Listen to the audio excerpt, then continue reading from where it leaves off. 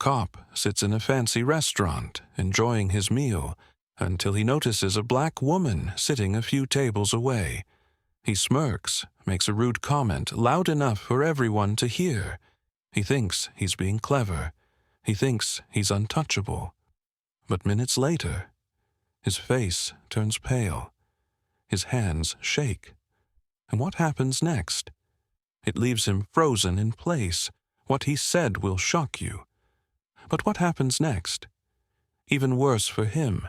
Before we dive in, tell us where you're watching from. Stay till the end. You won't believe how this one ends. It happened at a fancy restaurant.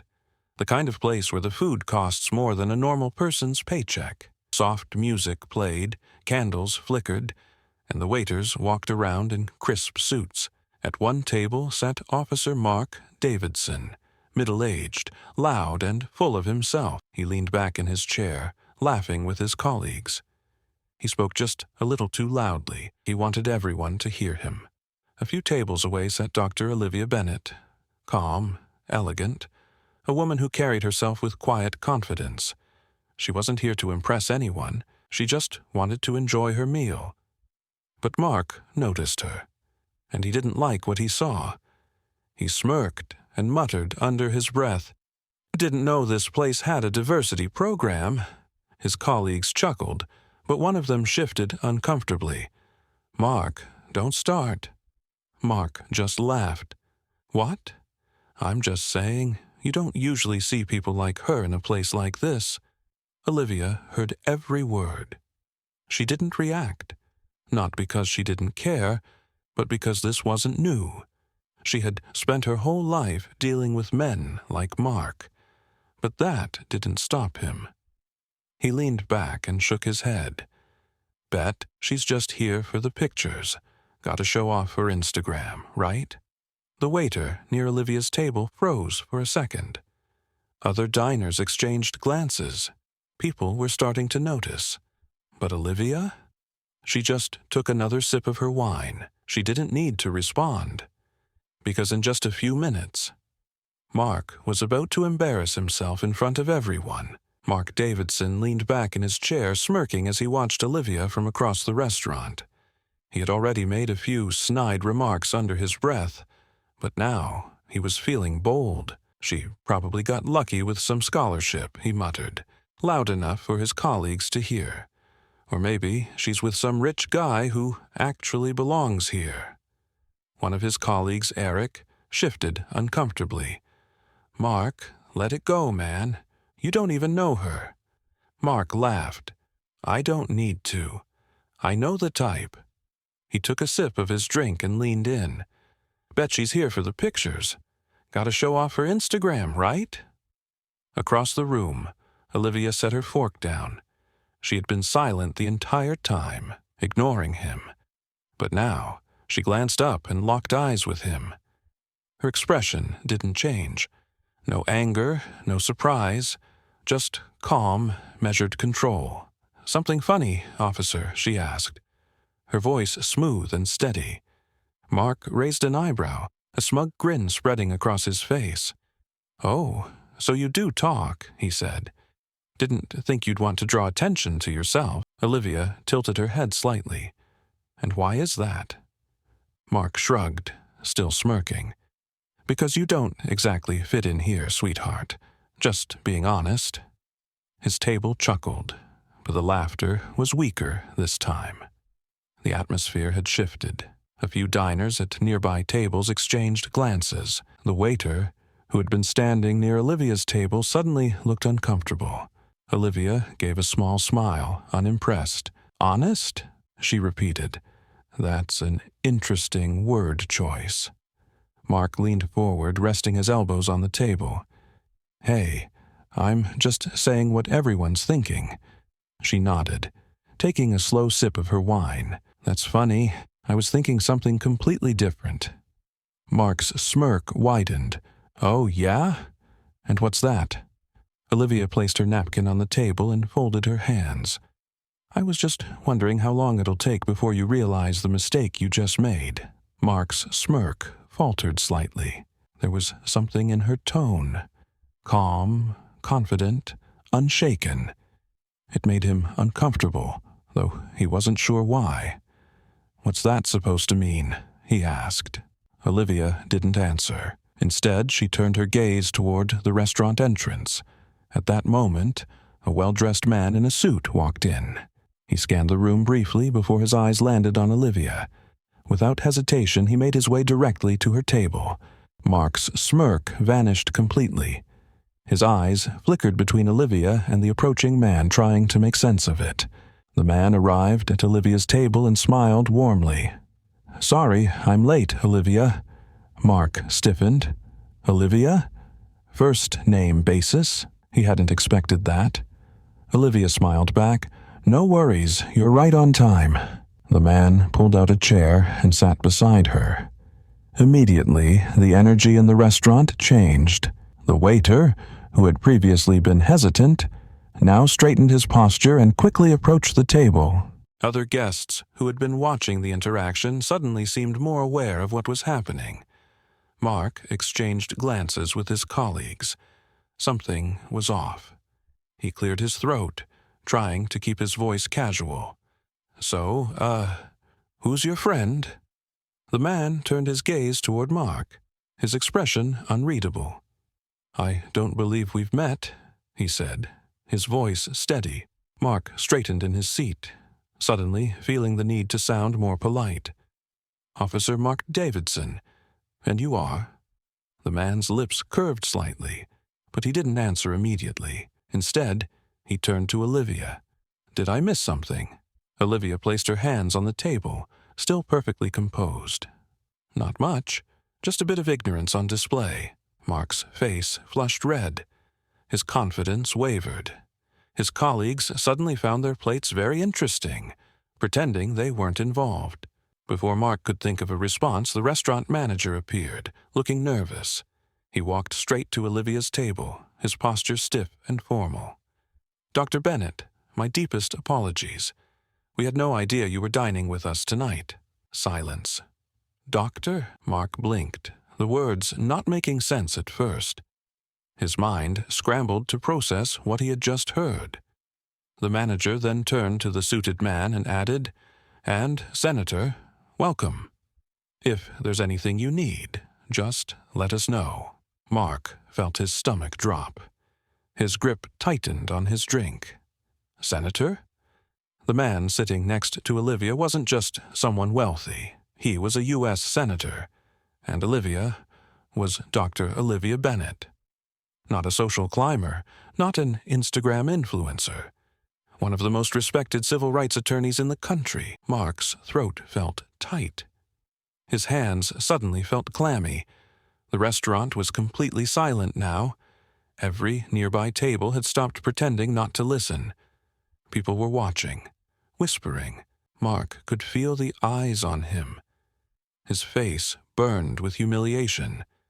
His heart pounded. He had just publicly insulted a woman who had the power to destroy him with a single phone call. He opened his mouth to say something, anything. But for the first time that night, he had no words. Olivia leaned forward slightly, resting her chin on her hand. "Still think I don't belong here?" Mark's jaw clenched. He wanted to say something, but what could he say? He had spent the last 30 minutes running his mouth, and now he realized. He had been completely blind to who he was dealing with. The senator, who had been quiet up until now, finally spoke. His tone was calm, but carried a quiet authority. "Do you know who you just insulted?" Mark swallowed hard. I didn't mean..." The senator shook his head. "I'm not interested in excuses." Mark's body felt frozen. He had spent years getting away with these kinds of comments. A joke here, a smug remark there. He had never thought twice about it. But now he had been caught. And in just a few minutes, his entire world was about to crumble. Mark Davidson sat frozen, his usual smug confidence completely gone. The air in the restaurant felt heavier.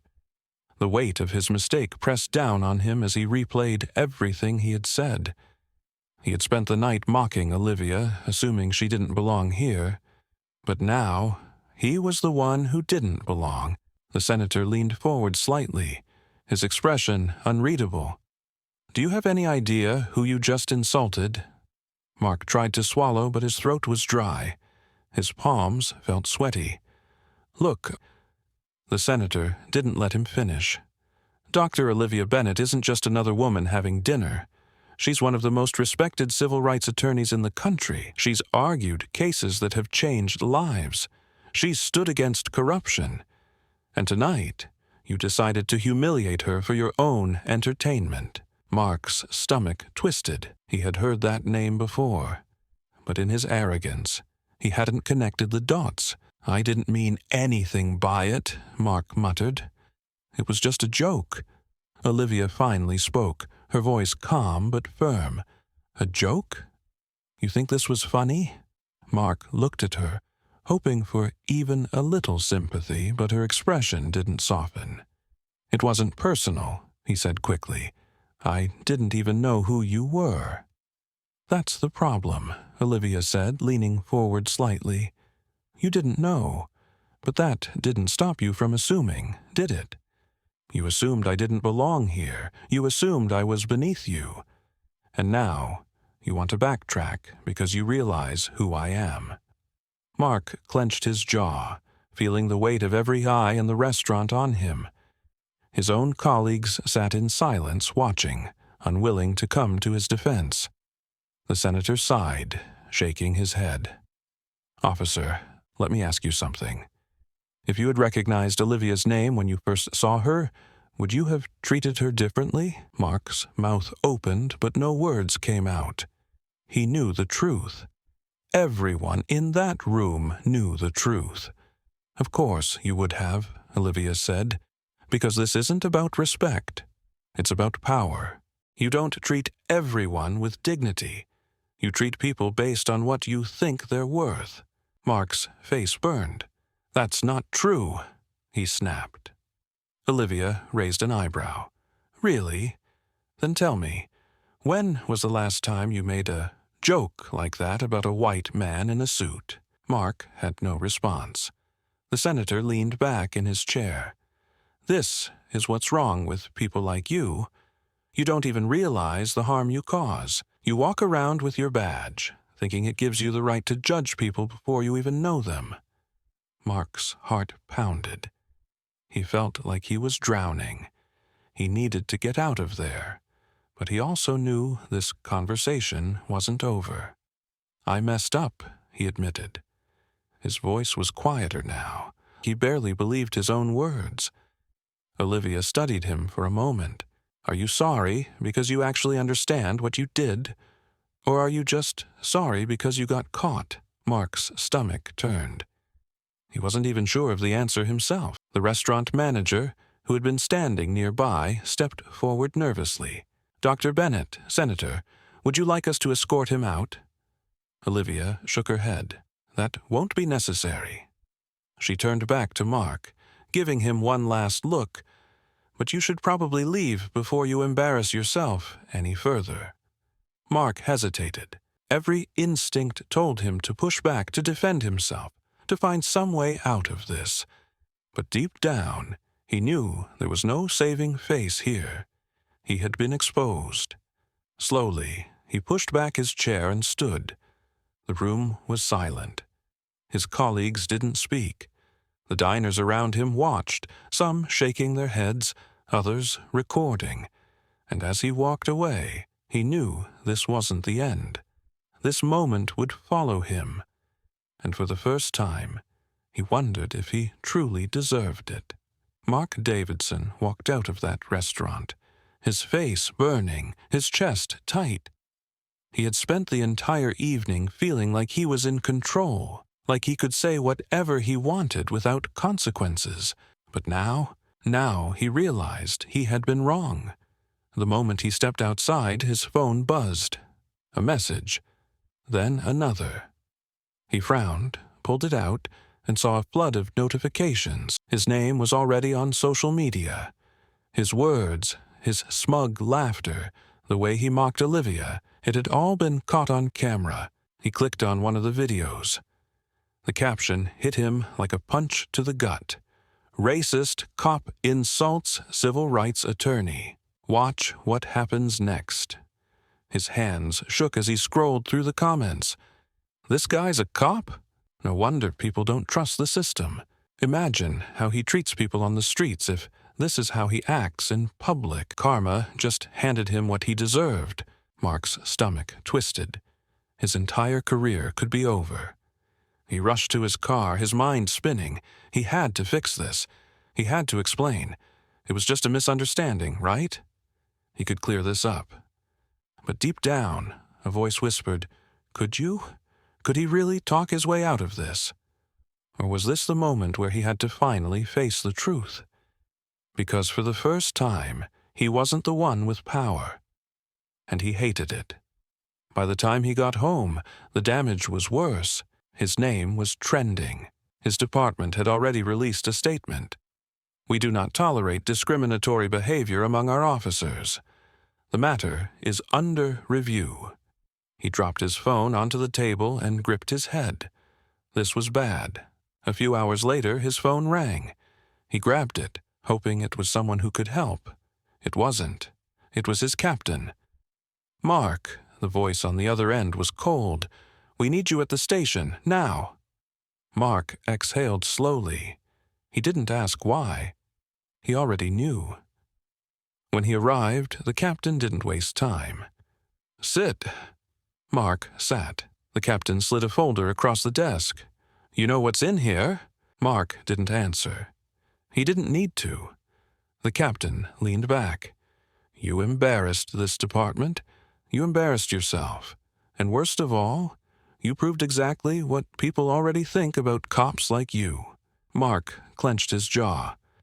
"It wasn't like that." The captain raised an eyebrow. "Wasn't it?" He tapped the folder. "Tell me, Officer Davidson, if that had been a white woman sitting at that table, would you have said anything at all?" Mark opened his mouth, closed it, because the truth was sitting there, heavy in the air. He couldn't lie his way out of this. The captain sighed. "You've got two choices. One, we push this forward and you fight for your job in a hearing that, let's be honest, you're going to lose. Or two, you take some time off, reflect, figure out who the hell you want to be." Mark swallowed hard. "And if I don't want to do either?" The captain didn't blink. "Then you're done." Silence stretched between them. For years, Mark had walked into every room thinking he was untouchable, that no matter what, he'd always have the upper hand. Now, he was realizing that world didn't exist anymore. And for the first time, he wasn't sure who he was without it. Mark sat in his car outside the station, gripping the steering wheel so tightly his knuckles turned white. The weight of what had happened in the last 24 hours sat heavy on his chest. He had walked into that restaurant thinking he was in control, that he could say whatever he wanted and walk away without consequences. But now, his name was everywhere. His actions were being dissected online, in news reports, and in the very department he once thought would always protect him. His phone buzzed again. Another headline. Another wave of messages. "Racist cop insults black woman. Finds out she could end his career. Officer Mark Davidson faces backlash after public confrontation. Civil rights attorney Olivia Bennett responds to viral incident." He exhaled, staring at his reflection in the rearview mirror. For the first time, he didn't recognize the man looking back at him. Inside the station, things had only gotten worse. His captain made it clear he wasn't suspended, not yet, but his job was hanging by a thread. The department was investigating his conduct, and public pressure was mounting. His colleagues weren't defending him.